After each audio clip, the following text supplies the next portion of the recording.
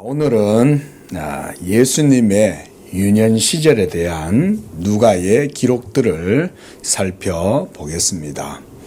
우리가 지난 시간에 우리가 앞에 보시면 21절에서부터 이제 예수님이 탄생하시고 나서 이제 오늘 이제 12살 되시는 그까지의 내용, 그런 내용들을 이제 기록해 놓고 있는데 21절에서 지난 시간에 봤던 내용은 아기 예수님이 탄생하신 이후에 난지 8일 만에 할례를 행하였고 성전에 그 부모들이 데리고 올라가서 율법의 규례대로 또 절기도 지키고 규례를 행하였다라는 사실들을 보여주었죠.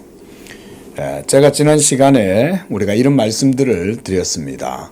그리고 예수님이 이런 율법의 규례들을 하나하나 그 부모에 의해서 모두 다 지켜 행하심으로써 결국 율법의 중보자, 율법의 실체, 바로 그가 이 예수 그리스도라는 사실을 이런 것들을 통해서 드러내 보이셨다. 이런 말씀들을 드렸습니다.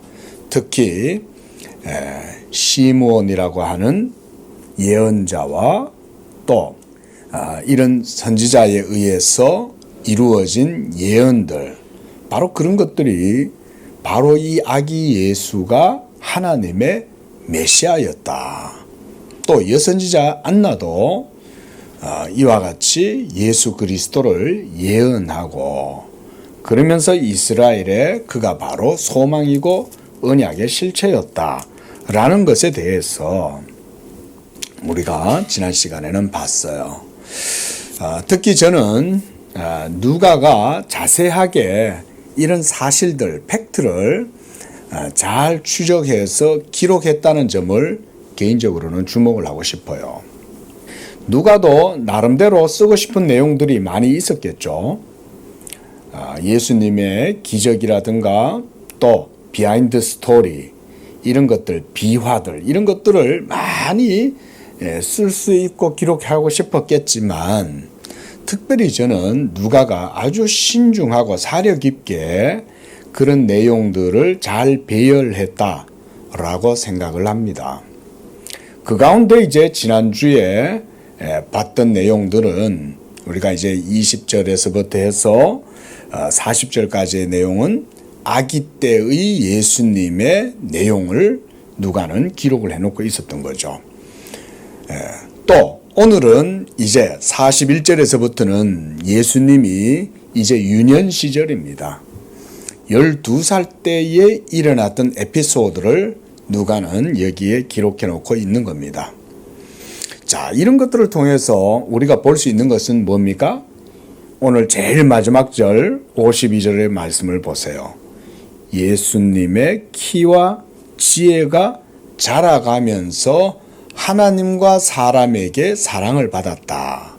이렇게 기록해 놓고 있죠.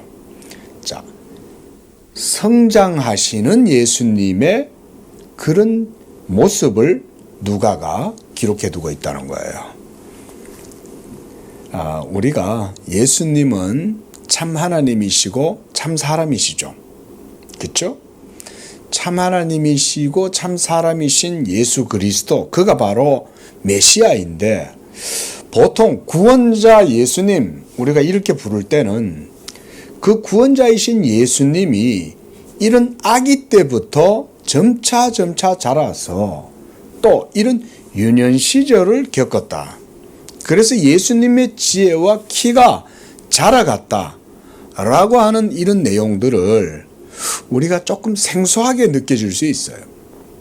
보통 예수님이 자란다 라는 상상을 잘 못하죠. 그렇죠? 예수님은 그저 예수님이다라는 생각을 하지 어려서부터 지혜와 키가 자라간다. 이런 생각들은 잘 하지를 않죠. 하지만 누가는 지난 시간부터 해서 계속적으로 이 아기 예수가 점차 세월이 지나고 나이가 들어가면서 이제 유년 시절도 겪고 자라갔다는 것에 대한 이런 내용들을 보여주고 있습니다. 또 이런 과정 속에서 저는 예수님이 그저 평범한 아이들처럼 그저 자랐다는 내용을 보여주는 게 아니라 그 과정 속에서 예수님이 어려서부터 이스라엘의 율법 아래에서 태어나셨다라고 하는 점을 누가가 보여주고자 했다는 거예요.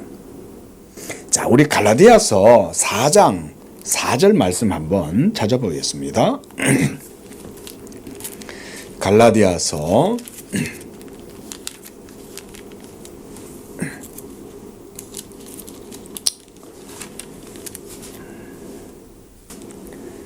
4장 4절 신약성경 306쪽입니다.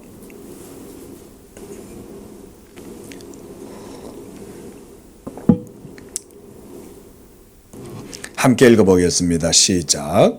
때가 차매 하나님이 그 아들을 보내사 여자에게서 나게 하시고 율법 아래에 나게 하신 것은 율법 아래에 있는 자들을 속량하시고 우리로 아들의 명분을 얻게 하려 하심이라. 자, 이 말씀에서 사도가 강조하는 바가 4장 4절에는 두 가지예요. 하나는 여자에게서 나게 하셨다는 거예요.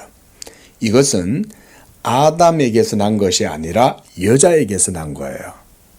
그러니까 아담의 타락하고 부패하고 오염된 유전적 형질을 받으신 것이 아니라 성령으로 말미암아 탄생하셨다.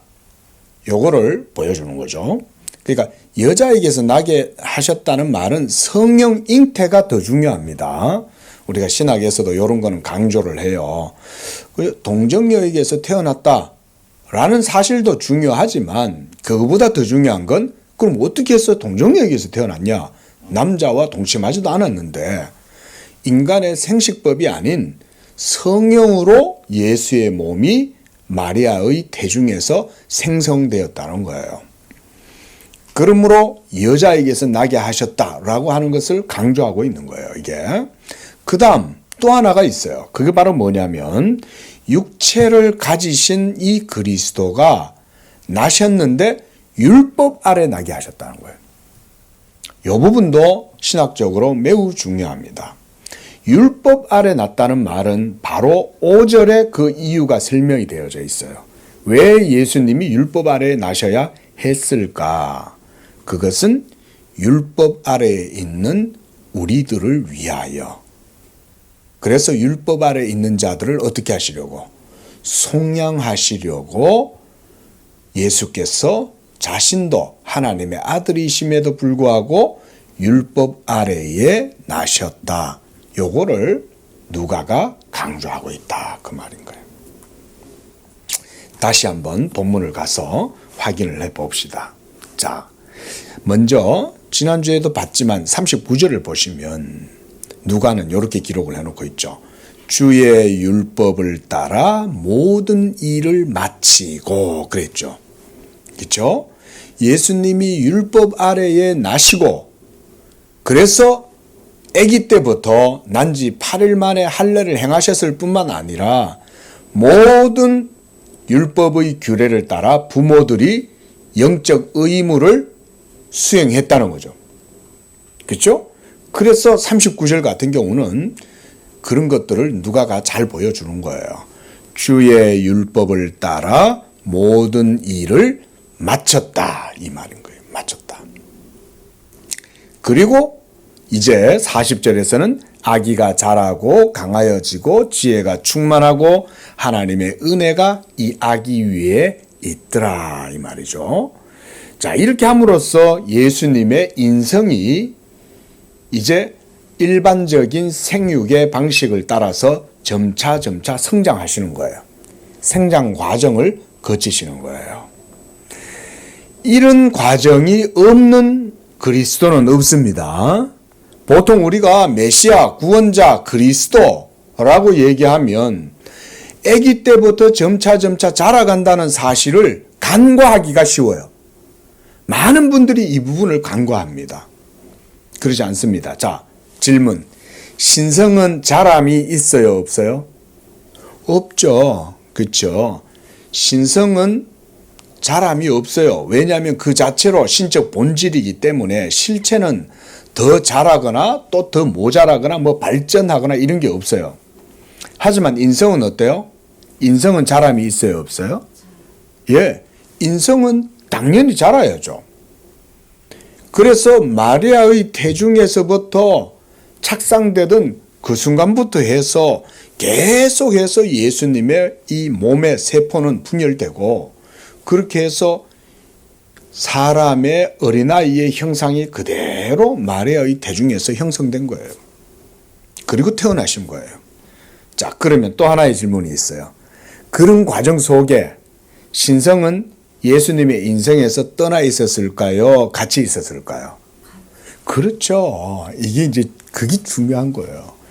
그럼에도 불구하고 하나님의 아들의 위격, 제2위 성자의 위격은 그 자라나는 인성과 함께 연합된 상태로 계속 있었다는 거예요. 그런데 신성이 예수님의 신성입니다. 예수님의 신성이 능력도 있고 지혜도 있으므로 조작하셔가지고 예수님이 자기의 몸을 스스로 확 이렇게 신적 능력으로 크게 하실 수도 있었을 거예요. 그래서 어느 날 갑자기 보니 요람에 누워있던 아기가 갑자기 확 커진 거예요. 자, 이런 일이 있을 수 있느냐. 신성으로 하실 수 있지만 하나님이 그렇게 하지 않으셨다라고 이해를 해야 됩니다. 그게 중요한 거예요. 하나님이 못하실 수가 없어요. 하실 수가 있어요. 예수님이 말고의 제사장의 대제사장의 종 말고의 귀를 붙여주시면서도 스스로 체포되시죠. 그러면서 뭐라 그랬어요? 제자들한테 내가 아버지께 구하여 하늘에 12영 더 되는 천사를 보내서 저들을 이 순간에 싹 멸할 수 없는 줄로 아느냐? 그 말은 예수님이 할 수 있다는 얘기죠. 그러니까 예수님은 하나님의 아들로서의 신적 이 실체와 능력을 갖고 계시기 때문에 하실 수 있지만 그것을 드러내시지 않는다. 이렇게 이해를 해야 되는 거예요. 그게 왜 그렇습니까? 뭐 때문에 그렇게 하시는 거예요? 여기에 중요한 의미가 있는 거예요. 그가 하실 수 있었음에도 불구하고 자기 자신을 내려놓으신 거예요. 하나님 앞에서. 자기의 신적 영광과 신적 권위, 능력을 하나님 앞에서 내려놓는 거예요. 우리가 이런 걸 조금 이제 건전하지 못한 우리 케노시스 이론 이런 게 있어요. 근데 제가 지금 그 케노시스, 자기 비움 뭐 이런 거를 얘기하려는 게 아니에요. 예수님은 신성을 가지고 하실 수 있음에도 불구하고 우리를 위하여 예수님 자신의 몸이 성장해 가는 과정 하나조차도 모두 다 자기가 참으시고 내려놓으신 거예요. 그리고 일반적인 유년 시절의 아이들이 자라나는 그런 생장 과정을 예수님이 그대로 다 감당을 하고 계시는 거예요, 지금. 제가 지금 이제 이 말씀을 드리려고 그러는 거예요. 예수님이 그거를 감당하고 계시는 거예요, 지금. 우리는 한순간도 감당하기가 쉽지 않죠, 그렇죠? 신성은 고사하고 우리 자신들의 몸 하나도 감당하는 게 어렵잖아요. 그렇죠? 아침에 일어나면 일어나기는 또 얼마나 힘듭니까? 예? 또 몸이 또 아프면 그 아픈 몸도 빨리 벗어나고 싶고, 예? 또 삶은 또 얼마나 고단하고, 예? 참 때때로 고독이 몰려오면 그 삶 자체가 너무 힘들잖아요. 근데 예수님은 그런 우리 인간의 연약함을 다 체험을 하시는 거예요. 체험하시면서 다 아시는 거예요. 신성이 함께 계시니까 우리의 연약함을 다 아시는 거예요. 그래서 히브리서 말씀에서 그는 한결같이 우리와 고난을 받으신다. 그리고 우리의 연약함을 모르지 않고 체휼하시고 다 아셔서 동정하신다. 그런 거예요. 여러분이 아프실 때 예수님도 다 아셔요.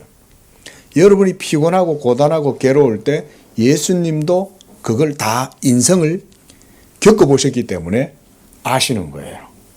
그러므로 능히 도우실 수 있느니라 그러시는 거죠. 지금 누가가 기록해 놓고 있는 것들은 바로 그런 거예요.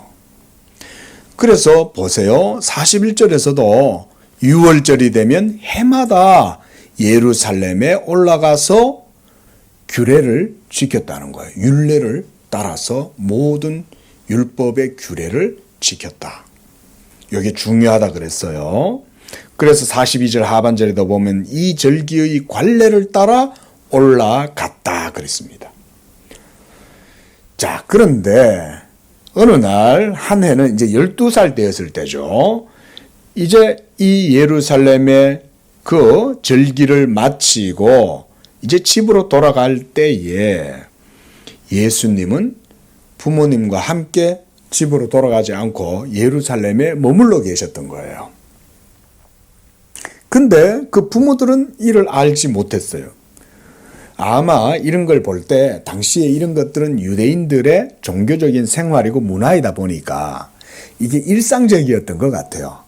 그러니까 애들이 다 따로 올라갈 거 아닙니까? 그 예수님만 있는 건 아닙니다. 그렇죠? 다른 집 애들도 다 같이 올라가는 거예요. 왜냐하면 이스라엘의 난자들마다 남자들은 이 규례를 따라서 예루살렘에 올라가야 된단 말이죠. 그러니까 부모들이 남자아이들을 데려가면 예수님의 친구들도 있었을 겁니다. 한 동네에서. 그래서 오늘 그 본문을 한번 보세요. 거기 보면 44절에 보면 동행 중에 있는 줄로 생각하고 하룻길을 간 후 친족과 아는 자 중에서 찾았다 그랬죠. 친족과 아는 자 중에 예수님이 어떻게 섞여 있을까요? 거기에 같은 동급생들, 동료들이 있었기 때문에 그 중에서 찾는 거예요. 우리도 애들이 어릴 때 놀다 보면 친구 집에 가서 자기도 하고 이러잖아요. 저도 어릴 적에 친구 집에서 자기도 하고 그랬거든요. 어릴 때. 그러면 아침에 일어나면 친구 어머니가 얘야 밥 먹어라. 밥 먹고 가라 상수야. 이러면서 그런 기억이 있습니다. 그러니까 그때는 또 당시의 시대는 뭐 우리 집에 너들이 돌보고 제 집에는 또 우리가 돌보고 이런 것들이 많이 있잖아요. 이게 이제 당시에 그런 문화나 생활 습관이었다고 할 수 있어요. 그러니까 이리저리 뒤섞여서 놀고 있는 줄 알았겠죠. 그래서 뭐 애가 안 보이네 이래도 그 뭐 어디 뭐 누구네 집에 같이 있겠지 뭐 이러면서 그냥 간 거예요. 근데 안 보이니까 혹시나 싶어서 찾아봤는데 친족들 중에도 없고 아는 사람들 중에도 없는 거예요. 그 말인즉 예수님이 어려서 어린 친구들 주변에 있는 아이들과도 같이 놀기도 하고 그렇게 했다는 걸 보여주는 거죠. 예수님은 한마디로 일반 아이들 죄는 없으시되 어린 아이의 성품과 특질도 그대로 갖고 계셨다는 걸 알 수 있는 거예요. 그런 과정들이 하나도 빠지는 게 없어요. 우리가 씨앗이 하나 땅에 떨어져서 자라서 나중에 꽃이 피고 열매가 맺히는 과정 중에 어느 한 단계도 분리해낼 수 없죠. 그죠? 어느 한 단계라도 빠지면 그 나무, 그 식물은 자기 기능을 수행할 수 없어요. 씨 자체도 그 자체로 완전하지만 씨가 발화하고 난 다음 뿌리를 내리고 싹이 떡잎이 나왔을 때도 완전한 형태죠. 그 다음 떡잎이 나고 난 다음에는 그 다음에 이제 순이 나온단 말이에요. 그럼 순이 나서 한 30cm 자랐어요. 그러면 벌써 잎이 본잎이 나오고 그 다음 계속 마디마다 이제 잎이 열리잖아요. 그러면 그런 잎이 열리는 그 상태도 사실은 완전체죠. 그죠? 그러나 그 30cm 자란 식물 속에는 얘가 1m 50까지 자라가지고 나중에 거기에 맺히게 될 열매까지 모두 그 속에 있어요, 없어요? 다 들어있죠. 그러니까 한 단계도 없으면 안 돼요. 지금 자라나고 있는 남자아이들 속에는 벌써 그 아이의 씨가 있어요, 없어요? 있죠. 그 아이가 장차 자라서 어른이 되면 또 결혼을 해서 또 자녀를 생산하는 거예요. 그러면 역으로 올라가면 어떻습니까? 제 아버지가 있었고 제 조부가 있었고 그 위에 증조부, 고조부가 있었고 거슬러 올라가면 아담까지 다 있었죠. 그러면 이미 아담 안에 온 인류의 씨가 있었어요, 없었어요? 이미 아담 안에 온 인류의 씨가 다 있는 거예요. 원래 이렇게 보셔야 되는 겁니다. 그러니까 예수님의 성장 과정도 어느 한 단계가 빠질 수 없어요. 유년 시절들, 그러니까 예수님이 난지 할례를 받고 예루살렘 성전에 처음 올라갔을 때부터 12살 때는 그 사이의 기간 동안 이루어졌던 일들도 사실은 다 있었겠죠. 근데 누가는 그 사이에 있는 작은 이야기들까지 다 기록해 놓고 있지는 않아요. 중요한 것만 기록하되 특히 강조해야 될 것들을 강조하는 거죠. 오늘 우리가 바로 그걸 보고 있죠. 율례를 따라서 모든 의무를 다 행하셨다는 거예요. 이게 중요한 거예요. 자, 왜 누가가 이런 것들을 기록해 놓고 있냐면 예수님의 모든 생장 과정이 결국 누구를 위한 삶이었다는 겁니까? 우리를 위한 삶이었다는 거예요. 이거를 우리가 봐야 돼요. 이게 중요한 거예요. 예수님은 똑같은 생장 과정을 거치시면서 우리의 의를 위한 하나님 앞에서 대리적 속죄를 이루시는 어린 양으로 준비되고 있는 거예요, 지금. 그리고 예수님은 자기의 신성을 하나도 드러내시지 않는 거예요. 자기의 신성은 드러내시지 않으면서 인성의 성장 과정을 예수님이 다 겪으시면서 자라시는 거예요.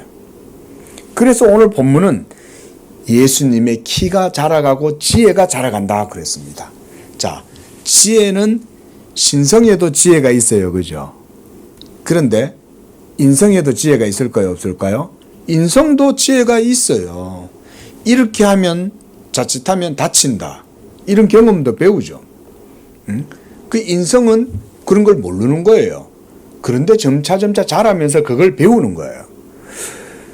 그런데 이거를 잘못 이해하면 어떤 분들은요, 소위 우리가 아답셔니즘이라고 그래요. 그게 뭐냐면 입양설이다, 양자설이다, 이런 식의 잘못된 이단적 사상이 있어요. 그게 뭐냐면 원래 예수는 신성과 인성이 연합된 상태가 아니었고 그저 평범한 이스라엘의 목수 요셉의 아들 나사렛 예수였어.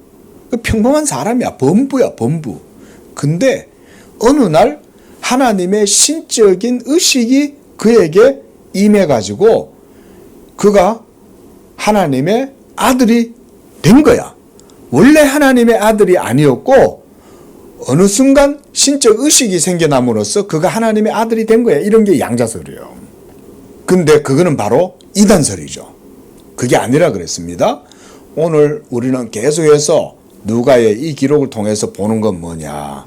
예수는 나실 때, 탄생하실 때부터 벌써 마리아의 태중에서부터 신성과 인성이 연합된 그런 중보자의 인격을 갖고 있었다. 이게 중요하다. 그러나 자신을 드러내시지 아니하시고 계속 인성에 자기를 감추셨다. 성경은 감추셨다 이렇게 표현 쓰죠. 감추시는 거예요. 그럼으로써 인성이 자라는 모든 과정을 스스로 겪으시는 거예요. 그거를 신성이. 자, 연합되어져서 한 인격이 됐으므로 인성의 연약함을 신성도 겪으시는 거예요. 나중에 십자가에서 예수님이 죽으실 때 그 고통을 신성도 느낍니다.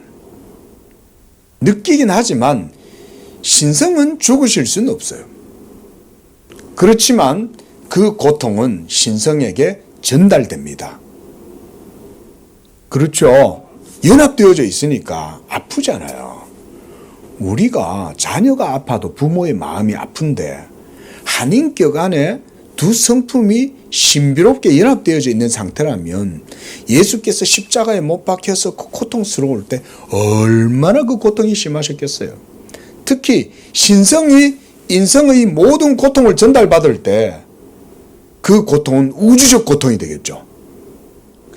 맞잖아요. 하나님의 아들이 십자가에 못 박힌 거잖아요. 그러니까 이렇게 함으로써 예수님은 그 십자가의 순환을 통해서 뭘 경험하시냐? 우주적 사망을 자기의 몸으로 경험하시는 거예요. 그리고 우리가 이런 걸 그래서 지옥 강하설이다. 그래, 지옥 강하설. 예수님이 친히 그 지옥이라고 하는 장소에 내려가셨다라는 의미가 아닙니다. 그게 아니고요. 지옥 강하설이란 예수님이 인성과의 연합의 상태 속에서 하나님의 모든 진노와 저주를 자기의 몸으로 감당하고 있는 거예요. 하나님의 진노와 저주가 임하는 곳이 바로 어디입니까? 지옥이죠. 그런데 그 지옥을 향하여 하나님이 소멸하는 불과 진노하심을 저주를 막 쏟아 부으실 때 예수께서 자기의 몸으로 그걸 다 감당하시는 거예요. 그걸 감당하실 때 그 인성을 통해서 모든 고통을 거기서 겪으시는 거예요. 이걸 겪으심으로써 신성이 그 모든 것들을 또한 감내하시는 거예요. 같이. 이게 중보자의 인격이에요. 그러니까 어느 순간 신의식이 생겼다. 그래서 자라날 때까지는 예수가 하나님의 아들이라는 사실을 자신이 몰랐다. 그런데 어느 순간 자기가 하나님의 아들이라는 의식을 갖게 되었다. 여러분, 이것은 그래서 이단설입니다. 이렇게 주장하는 사람들이 지금도 있어요. 저 광주에 옛날에 아주 큰 교회 담임 목사님이 이런 주장을 해가지고 막 이단 시비에 걸리고 그랬어요. 응? 목사님들도 하나님 말씀 제대로 바르게 안 배우면요, 성경을 자기 마음대로 해석을 해가지고 이단이 되어버릴 수 있어요. 예수님은 그렇지 않아요. 자, 조금만 더 볼게요. 자, 이제 이 부모들이 예수님을 찾아 헤매다가 다시 거슬러서 어디까지 갔냐? 예루살렘 성전에까지 이제 찾아간 거예요. 아니, 얘가 어디로 갔나? 길을 잃었나? 예수가 평소에 부모 말도 잘 듣고 유순한 얘가 우리 말 안 듣고 엉뚱한 짓 할 애가 아닌데, 이러면서 아마 찾아다녔겠죠. 자, 근데 보세요. 46절에 사흘 후에 그랬어요. 44절에서는 예수님이 동행 중에 무리 중에 빠졌다는 사실을 발견했을 때가 벌써 출발하고 난 다음에 하룻길을 간 다음 발견한 거예요. 그게. 그러니까 그때는 찾았겠죠. 어제 예루살렘에서 와서 오늘 이맘때쯤 발견을 한 거죠. 얘가 밥도 먹으러도 안 오고, 그럼 밥은 먹었나 이러고 찾아다녔을 거 아니에요. 근데 다른 집에도 봐도 없는 거지. 어디 갔지? 그러니까 다시 거슬러서 가니까 또 하룻길을 갔겠죠. 이러면서 꼬박 사흘째 이제 예루살렘에 당도해서 찾아본 거죠. 그랬더니 어디에 계셔요? 예수님이 성전에서 앉아 계시는 거예요. 12살의 예수님이. 그래서 46절에 선생들, 여기서는 선생들이란 율법 학사들을 얘기합니다. 지금도 이스라엘의 이 율법 학자들은 사회적으로도 명망이 높을 뿐 아니라 그들의 파워가 대단합니다. 사회 지도층들이에요. 지금도. 하지만 그러니까 그때 당시에 율법 학사들하고 예루살렘 성전에서 하나님의 말씀을 펴놓고 같이 얘기했다는 거예요. 자, 이런 것도 뭘 보여줍니까? 예수님의 유년 시절의 모습, 자라가는 모습을 보여주는 겁니다. 신성이 인성과 함께 계시더라도 신성의 지혜를 가지고 다 발휘하면 그 율법 모르겠어요. 그런데 인성이 이것을 지금 배워가시는 과정들도 있는 거예요. 여러분, 이런 게 성경은 뭐라고 말하냐면 경건의 비밀이라 그래요. 예? 우리를 위한 대리적 속죄를 이루시는 그 그리스도의 몸, 이 인성의 비밀이 이런 것 속에 있는 겁니다. 그래서 그들에게 듣기도 하시고 묻기도 하신 거예요. 듣고 묻고 배웠다는 얘기죠. 이런 과정들 속에 47절을 봅니다. 듣는 자가 다 그 지혜와 대답을 놀랍게 여기더라 그랬습니다. 자, 신성으로는 지혜가 당연히 압도적이겠죠. 그런데 여기서는 예수님이 자기의 신적 지혜를 부려서 그것을 가지고 막 그 사람들을 압도했다. 그런 말이 아닙니다. 그런 의미로 보면 안 돼요. 아까도 말씀드렸듯이 예수님은 자기의 신적 권위와 영광을 하나님 앞에서 내려놓았다 그랬죠. 그러니까 여기서는 일부러 신적 지혜를 드러내려고 이렇게 하신 것이 아니에요. 그게 아니라 율법의 의미를 이제 서서히 배워가시면서 그것을 그들에게 바르게 설명해 주는 거예요. 자기가 깨달은 바를. 그 깨달음이 어디서 왔겠어요? 하나님의 참된 지혜에서부터 얻는 거죠. 그리고 그 지혜를 율법의 해설을 통해서 율법에 대한 해답을 통해서 보여주는 거죠. 그러니까 놀랍겠죠. 우리가 구약 성경을 보면 모세 오경만 있는 거 아니죠. 역사서도 있고 또 시가서도 있죠. 그렇죠? 특히 시가서에서도 보면 잠언, 전도서 이런 내용들 보면 그것이 아주 인생에 놀라운 철학과 지혜를 담고 있잖아요. 잠언, 말하자면 여러분 잠언도 깊은 그런 인생의 지혜와 철학을 갖고 있잖아요. 여호와를 경외하는 것이 지혜의 근본이다. 지식의 근본이다. 어떻게 여호와를 경외하는 게 지식의 근본이냐? 그거를 바르게 깨닫게 된다면 그는 참된 지식을 가지는 거죠. 예수님을 믿고 하나님의 말씀을 배우고 알아가고 나니까 그 의미가 분명하게 이제 깨달아지죠. 우리 인생의 본분은 다른 게 아니구나. 살아계신 하나님을 경외하고 그 하나님 앞에서 그분을 섬기고 그분의 말씀 따라 계명에 행하는 그게 참된 인생의 지혜구나. 그거를 배우는 게 쉬워요, 어려워요? 그게 어렵죠. 그러니까 우리가 지혜에 도달을 못하는 거예요. 그게 어렵다는 말인즉 뭐냐? 우리의 믿음이 하나님 앞에서 늘 연약함에 휩싸여 있다 이 말인 거예요. 하지만 성령 충만한 사람, 하나님을 정말 사랑하고 늘 자기 자신을 하나님 말씀 앞에서 내려놓고 겸손하게 기도하면서 나아가는 사람들은 어떻겠어요? 그렇지 않은 사람보다는 하나님 말씀 따라 사는 것이 훨씬 영적 삶이 수월하겠죠. 그런 사람이 이런 경건한 이런 은혜와 지식의 삶을 그렇지 않은 사람보다 훨씬 더 복되게 누리고 살겠죠. 그렇죠? 잠언의 철학이나 잠언의 가르침이 그런 거예요. 전도서도 결론이 그거 아닙니까?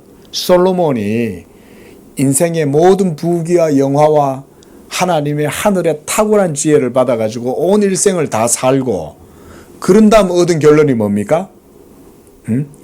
여호와를 경외하는 것이 최고다. 요거 한마디 하고 끝내잖아요. 그러니까 이런 성경 속의 깊은 율법의 가르침의 핵심을 예수님은 벌써 지혜로 이제 율법사들하고 앉아가지고 이제 토론하고 얘기하시는 거죠. 근데 당대에 나이 많고 수염이 긴 이런 할아버지 율법사들하고 앉아갖고도 예수님은 그들을 놀라게 만드시는 거죠. 그것은요, 예수님이 그만큼 하나님을 경외하고 사랑하는 분이었다는 걸 보여주는 겁니다.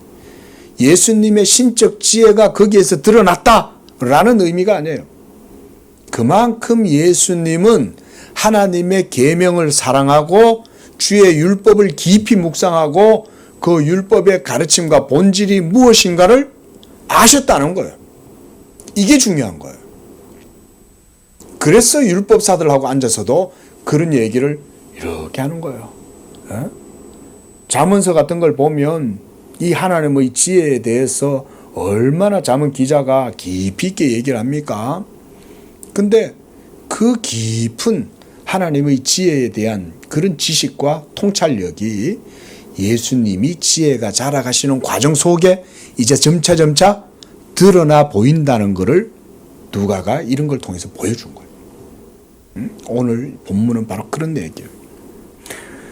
그리고 48절에 이제 부모가 아이를 만났으니 또 반갑기도 하지만 참 짜증도 나고 화도 났겠죠. 아니 얘가 너 왜 여기 있는 거야? 이랬겠죠. 우리가 너 얼마나 찾아다녔는지 아냐? 3일 동안이나 너 찾느라고 애를 먹었다. 이러면서 이제 예수님을 야단을 쳤겠죠. 그게 48절이에요. 어찌하여 아이야? 이러죠. 여기서 아이야. 그러잖아요. 아이 예수님. 유년 시절의 예수님. 이 아이를 향하여 야단을 치면서 보라, 네 아버지하고 내가 너를 찾느라 근심했다. 라고 얘기하는 거죠.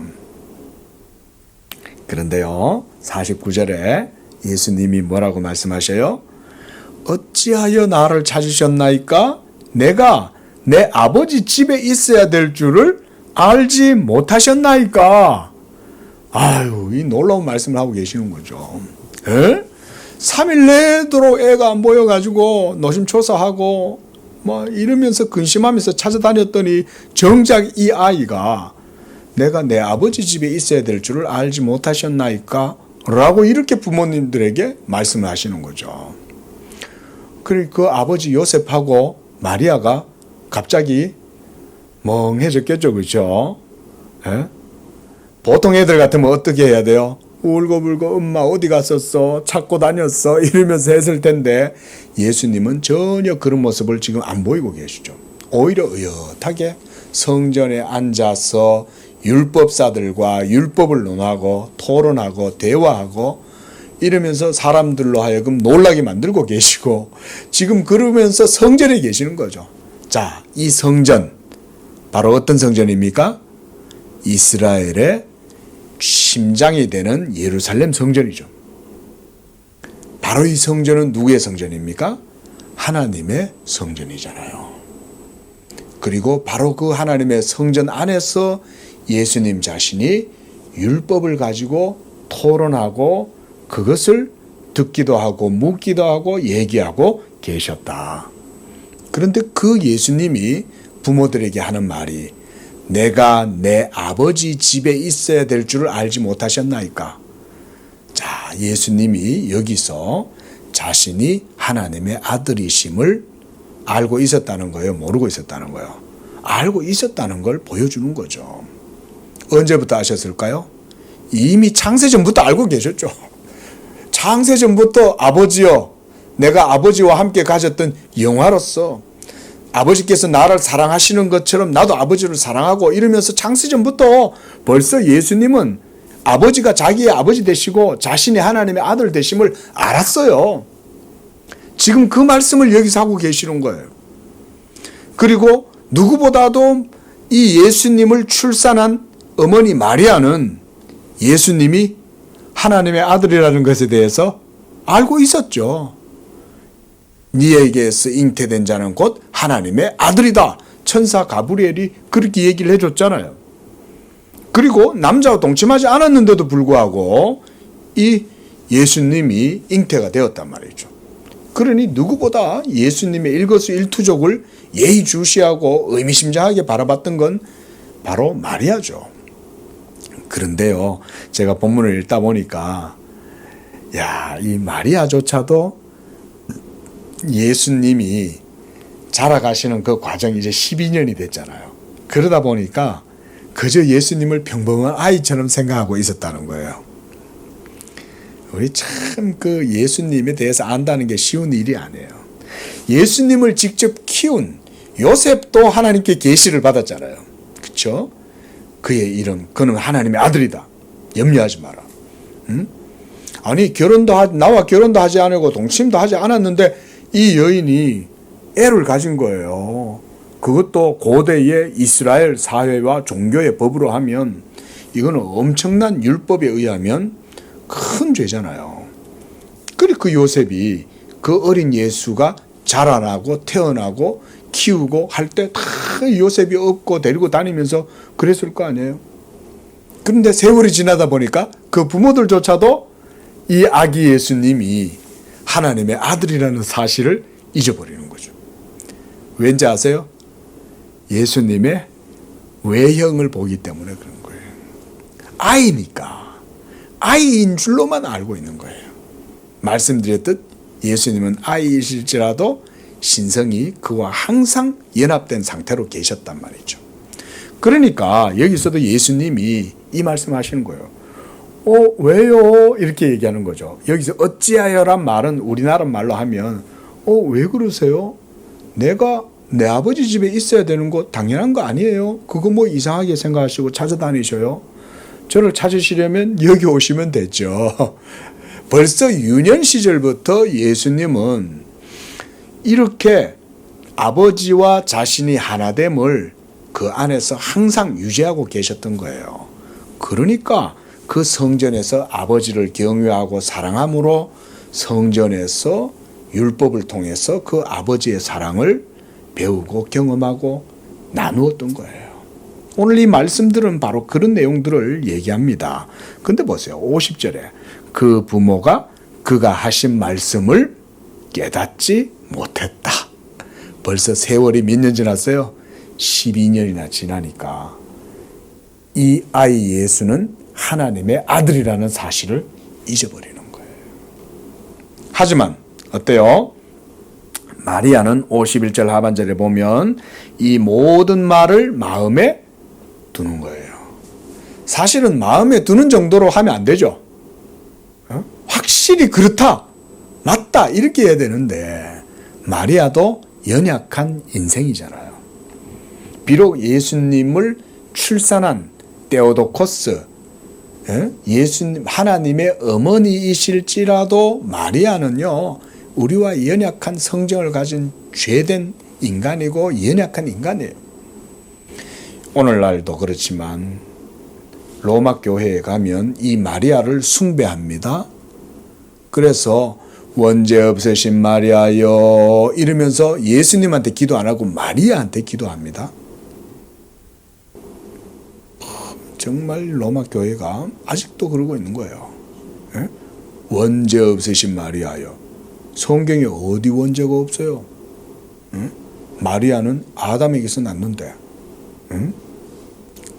그렇게 이상하게 마리아를 갖다가 치장을 해가지고 마리아의 원죄 무흠서를 주장하는 거예요.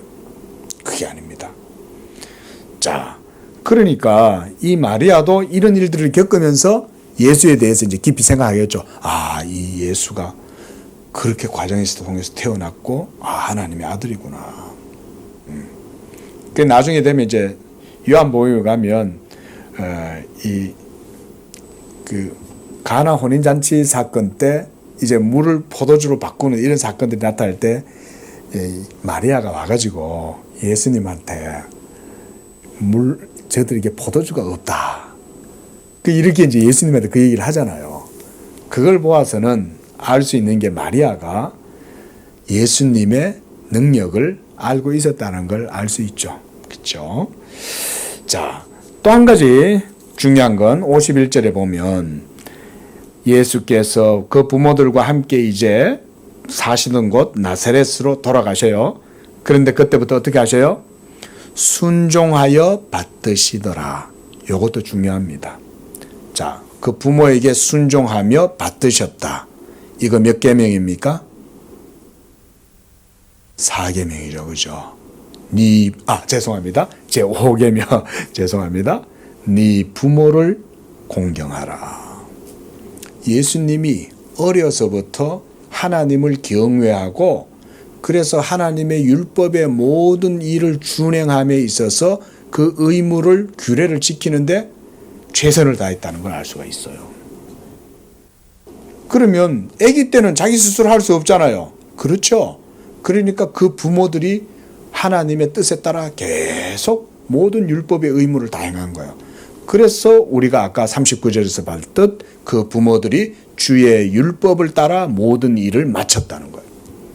그리고 방금 읽었던 51절에서도 예수님이 이와 같이 자라나시는 유년 시절에서도 개구장이가 아니라 하나님의 성전에 거하셔서 하나님을 경외하고 하나님의 그 말씀을 사랑하고 했다는 걸 보여주는 거예요. 또 여기서도 육신의 부모였을지라도 친히 그 부모들을 수종하고 순종하면서 받드셨다는 거예요. 하나님의 아들이신데, 신적으로 하면 우주 만물의 창조자신데, 인성으로는 마리아의 아들 요셉의 아들로서 그 모든 계명에 순종하고 받드셨다. 그거를 강조하고 있다는 거예요. 그렇게 하면서 52절에 지혜와 키가 자라가면서 하나님과, 여기에서는 하나님이란 아버지 하나님이시겠죠. 그리고 사람들에게도 더욱 사랑스러워 가셨다. 성장하셨다. 근데 사람들에게 미움을 당하지 않는 거죠. 왜겠어요? 죄가 없으니 행하시는 일들마다 아주 사려가 깊었겠죠. 늘 하나님을 경외하고 행하는 행동 하나하나조차도 하나님을 사랑하는 마음으로 그 율법의 계명을 따라서 행하셨으니 어느 누구 하나도 예수님을 뭐라고 할 사람은 아무도 없었겠죠. 자, 오늘은 유년 시절의 예수님에 대한 내용, 누가의 내용을 봤습니다.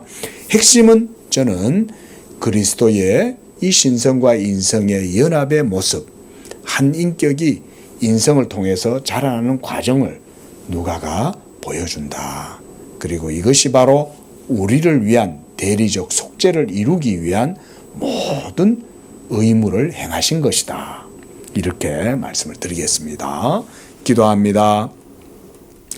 자비로우신 하나님 아버지, 우리의 모든 저주와 진노와 형벌을 하나님의 아들이 친히 담당하시고자 육신을 입으시고 마리아의 몸을 통하여 이 땅에 오신 후에 이제 우리를 위한 하나님의 희생 제물이 되시기 위하여 점차 자라시는 과정들도 모두 다 하나님 앞에서 그리스도께서 친히 담당하시고 이제 때가 되어 이제는 12살이 되었을 때에도 여전히 주의 율례를 따라서 모든 일을 다 마치시고 그 과정 속에서도 하나님과 늘 사랑하고 여호와를 경외하고 그 가운데 거하셨다는 사실을 우리가 보게 됩니다. 하나님이여, 이런 그리스도를 우리가 온전히 믿음으로 의지하고 우리의 연약함을 한결같이 다 아시면서 모든 고난 가운데 함께 하시는 우리 주님을 늘 기억하고 그 가운데에 주 예수를 의지하여 하나님 앞에서 은혜를 누리는 삶을 살아가도록 우리의 모든 믿음도 붙들어 주시옵소서. 예수님의 이름으로 기도합니다. 아멘.